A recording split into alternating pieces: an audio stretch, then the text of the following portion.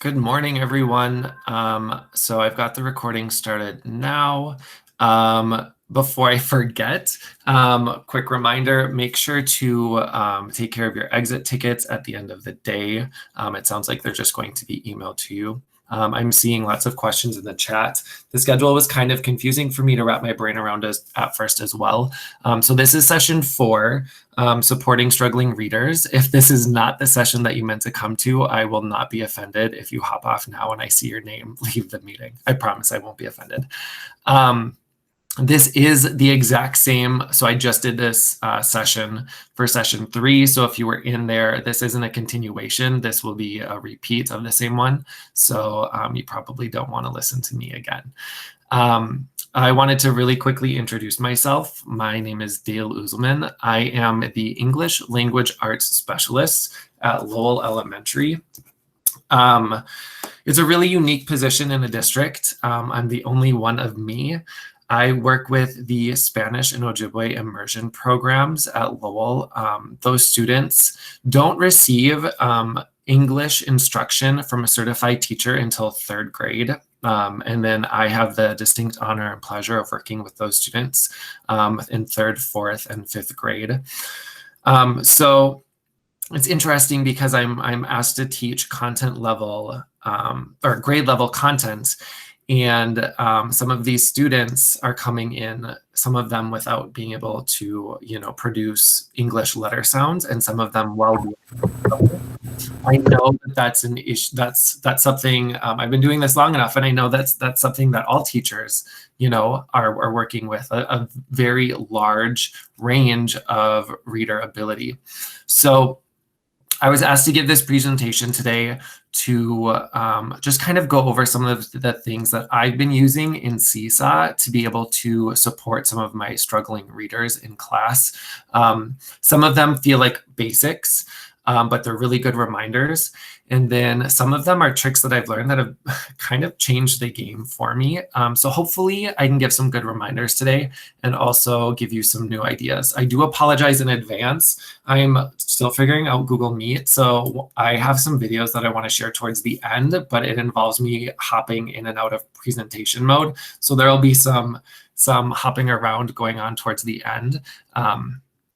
But if at any point, for some reason, technology is working against me and you can't hear something or you can't see something, just go ahead and jump in and let me know, and I'll see if I can fix it in a moment. So I'm going to go ahead and get started. And my plan really is I'm going to kind of throw a lot of things at you in the next half hour. And then I'm hoping at the end to be able to let you have time to work on your own. And then I'll stick around to answer any questions. I wanted to do breakout groups, but it didn't really work in the last session because we just ran out of time. So we'll see where we're at once I'm done sharing what I have to share. But I will definitely stick around for questions after. And I would love for you to be able to have some time to be able to try some of these things out on your own.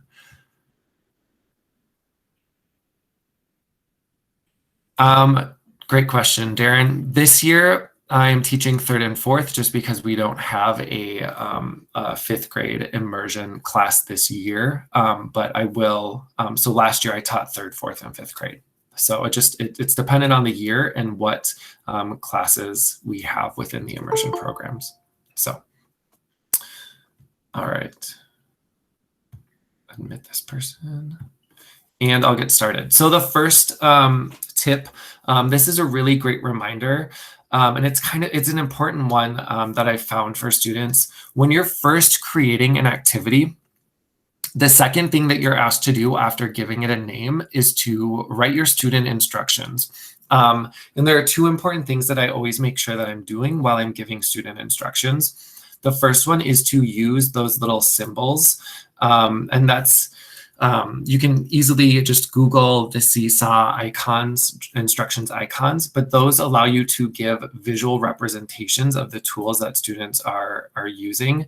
And you can see right here, I have, like click check. When you format it a certain way, then it actually shows up for the students like a check mark button so that they know where to click. But even more importantly, I found is to add voice instructions. That allows you to not only have the written instructions for students, but then you can record your own voice reading those directions for students. And obviously, this is super important when we're thinking about our struggling readers, because if we're right away giving them a set of directions that they can't read, that's going to bring about frustration right away for them, and they haven't even started the activity. So providing that set of voice instructions is a really quick, simple way to help those struggling readers get started on the right note and automatically start feeling successful with the activity. And then the next one, and Seesaw is great for this, being able to provide students a choice of their task. So thinking about how can I let students choose what it is that they're doing within this activity. So one example that I use, I have this probably every 2 or 3 weeks. This is an activity that I give to my students. It's a fluency practice, and it's basically just repeated reading, which those of you who are familiar know it's a great research-based activity for students to use to work on their fluency. And so what I do is I provide them a grade level text. You can see the passage on the right there. And I record myself reading that passage first so that they can hear it correctly modeled. And then I ask them to read it 5 times on their own, but I give them a choice as to how much of the passage they're going to practice reading.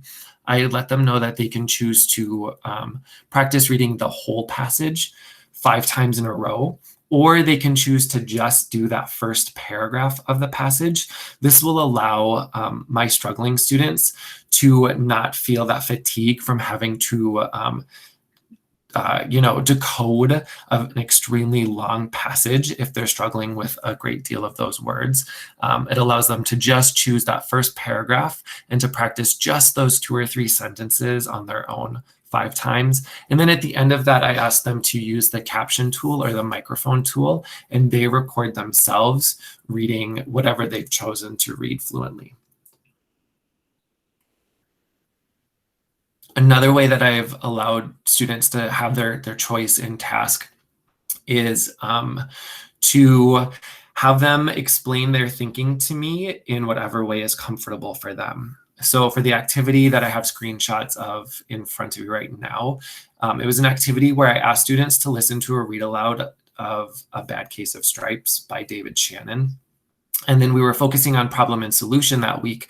So I asked them to tell me what the problem in the book was, and then what the corresponding solution was.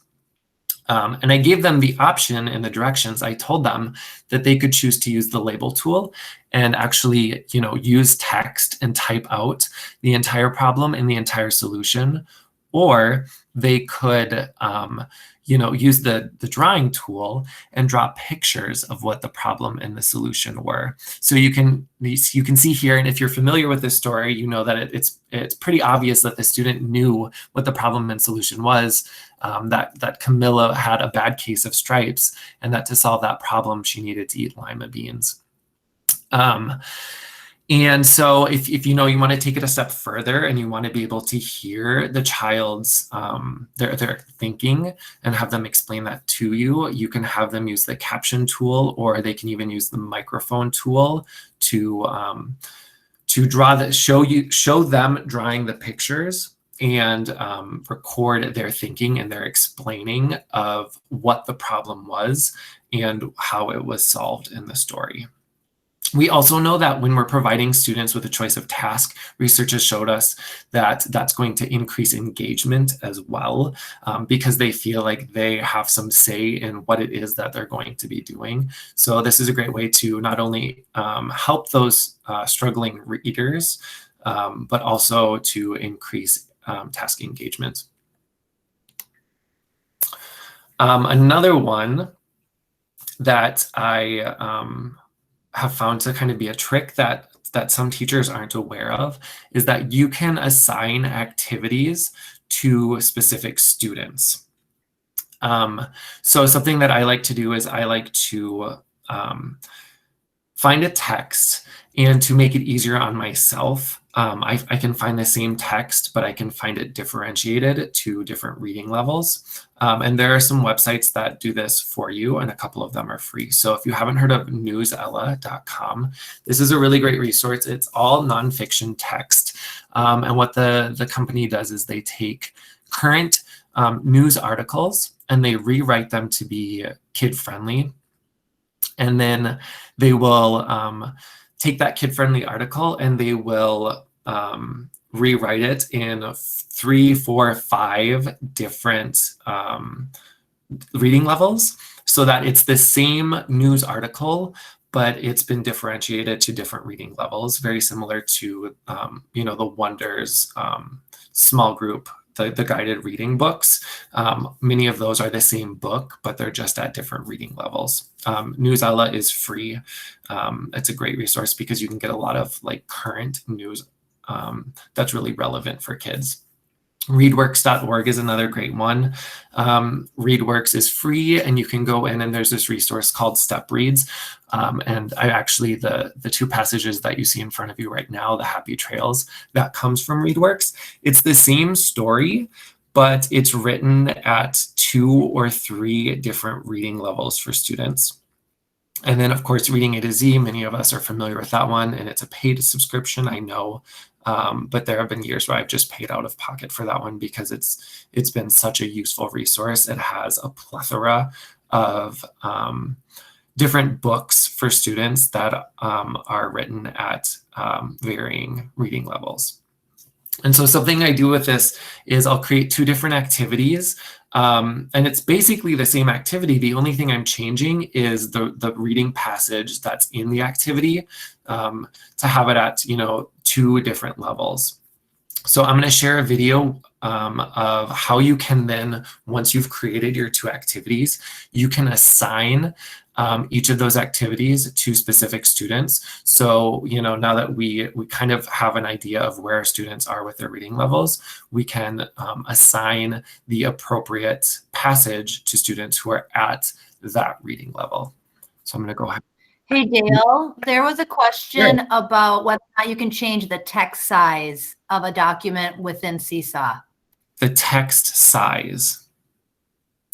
The font size for students too. So when you're working within Seesaw, you can adjust, you can use the corners to the text, whatever your text label box is. You can use the corners to just pull to make it smaller or bigger. And at the end, if I have time, I'm more than happy to demonstrate that for you, Mindy.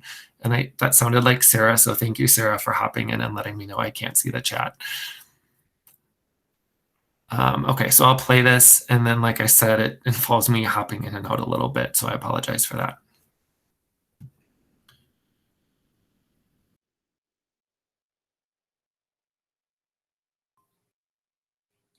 Okay, so assigning an activity to individual students is actually pretty simple to do. It's just a matter of knowing where to look.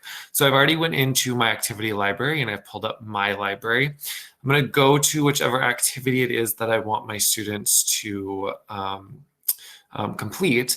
I'll click the assign button, and then I can choose which class it is that I want the specific students to come from. So let's say that this is the class I wanted to. Instead of just clicking over here to assign to everyone, you can click here where it says edit students. And if you click on that, what will populate is an entire class list of all of your students in that class in Seesaw. This is just a sample class room so that I can just really quickly show you this without using student names. But this feature then just allows you can deselect all of them. And you can go through and you can just click on, if there's a list here, you can imagine you would just go through and you would click on whichever students you want to assign this to. And then you click the check mark, and then you can just click assign, or you can schedule it like you normally would.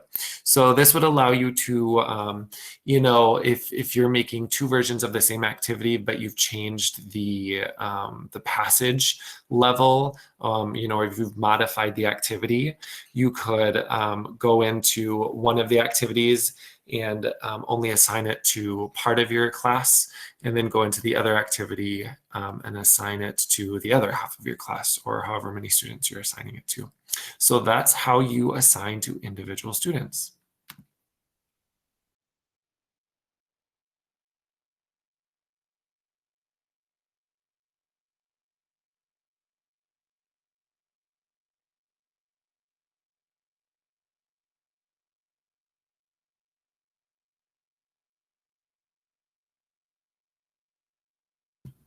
Okay, so there you can kind of see how it would be possible to create,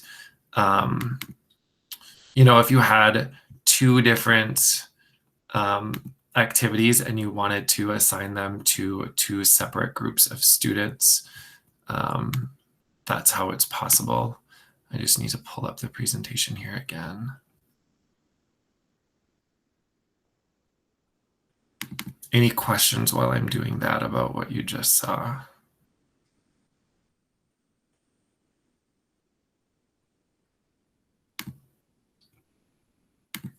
Okay.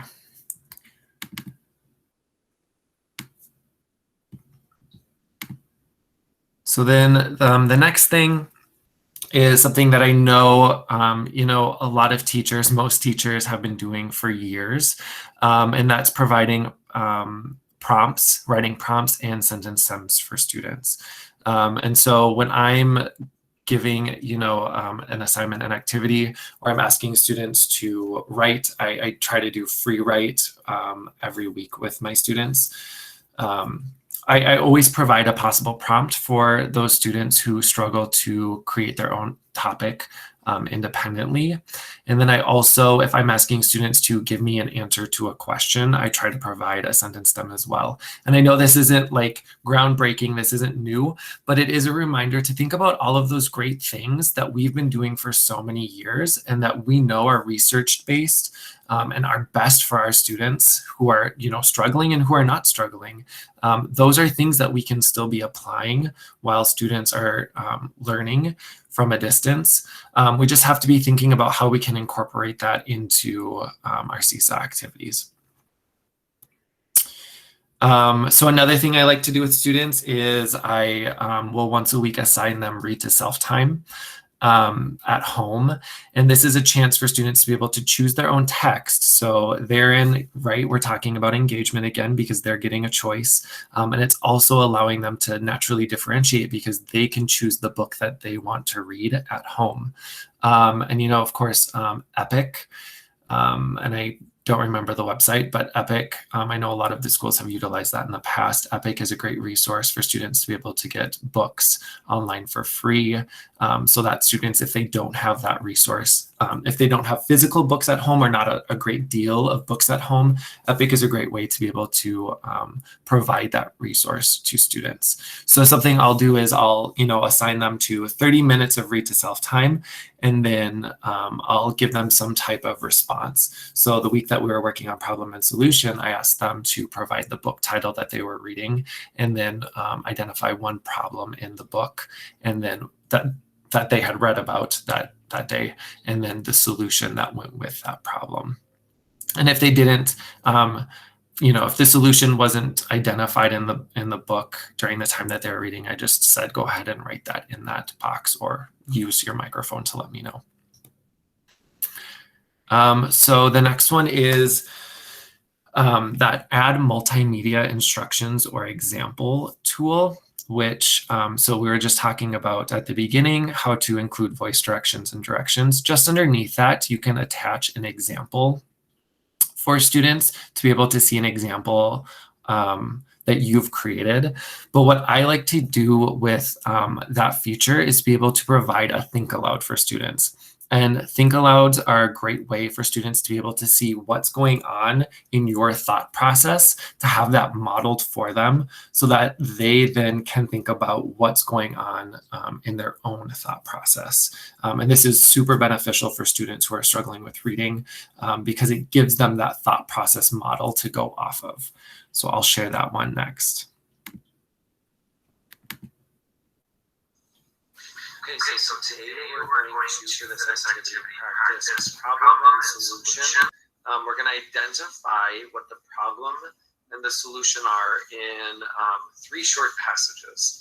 So I'm going to do one as an example, and then on your own, you're going to be doing 3 of these. So this one is, John didn't know what to take to school for show and tell. He asked his mother for an idea. She suggested he take the ribbon his dog won at the pet parade. So in the box where it says problem, I am going to write the problem that was in that passage. So I'm going to write the problem was, let's think about this. John didn't know what to take to school for show and tell. So that right there is what the problem was. He didn't know what to take for show and tell. So I'm just going to type that into a sentence. John didn't know what to take or show and tell, period. That's a complete sentence. And I'm going to just make that fit right into my problem box. Then for solution, how did he solve that problem? How did John solve the problem of not knowing what to take to show and tell? And I'm just noticing I need to make sure there's a T in the word what. Okay, so the solution was that he took the ribbon his dog won at the pet parade. So I'm going to write that as a sentence. John took the ribbon his dog won at the pet parade. All right, how's my spelling on all of those? That looks pretty good. So I'm going to take that and I'm going to put it down here. All right, I have identified both my problem in the passage and the solution. Now it's your turn. You are going to do 3 of these on your template. Make sure to click the check when you're done.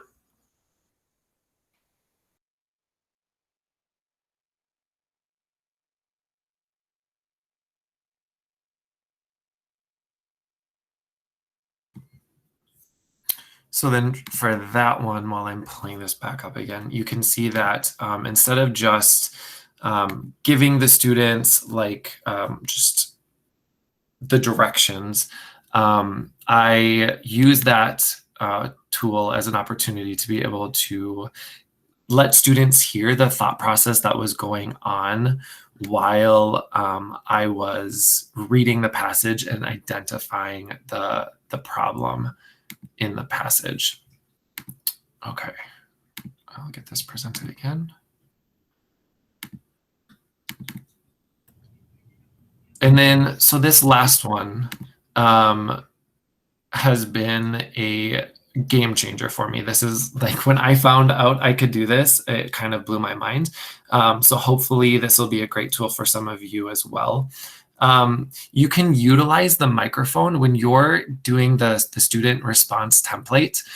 You can use the microphone tool and you can actually provide multiple directions on one canvas or multiple audios of text being read on one canvas. So I'm going to play the video so that you can see what that looks like so you can wrap your brain around it.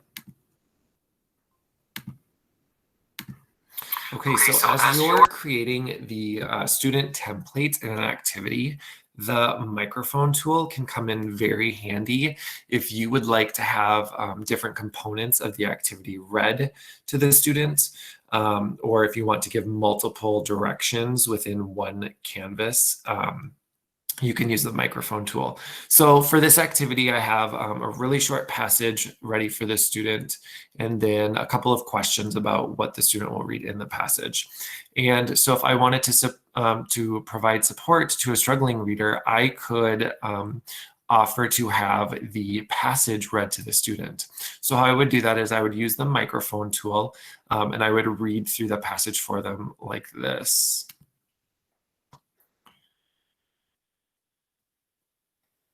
Happy Trails by Readworks. The morning she left for Camp Kanawha, Maria woke with a lump in her throat. And so for time's sake, I'm not going to read the whole thing, but you get the point. I'll click done. And then what I found out, and it has changed my life, is that if you look up in the corner right here in the canvas, there's actually a little button for you to be able to make that recording smaller. And so you can take it and you can make it much smaller, and you can actually just place it like right here. And you can lock it in place. And then you could write, click here to have story read to you. And then I'll just place that right next to it, make it a little bit bigger. And I'll place it right here for the student. And then if I click on it, Happy Trails by ReadWorks. The morning she left for, it will read to the student. And so the other nice thing is that I can also up here, if I want to have this question read to the student as well, I can do the same thing. I can use the microphone.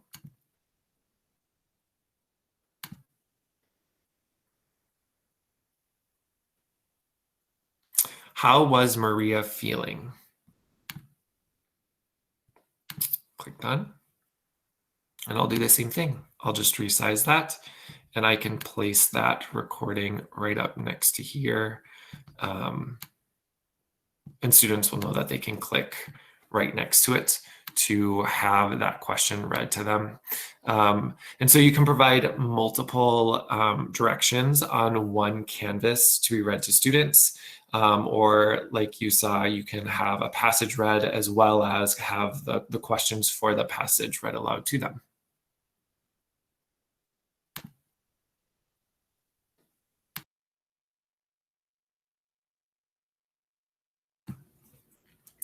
Okay, so there are tricks out there. You can Google this, and there are tricks to be able to make the little recordings look all cute with like a little microphone picture. But for the sake of simplicity, I just wanted to be able to show the basics of how to make that happen.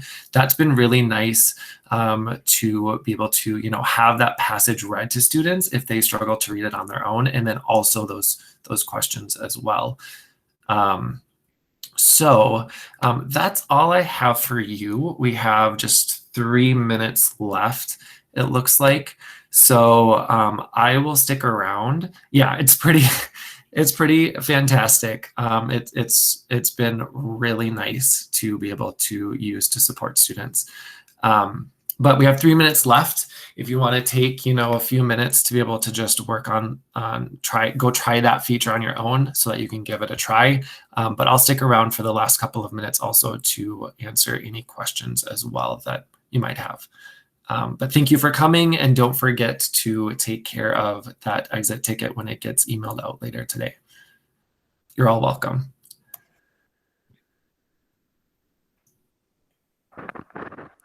Thank you so much, Dale. I miss you. I miss you too. Hope the year's going well. It's going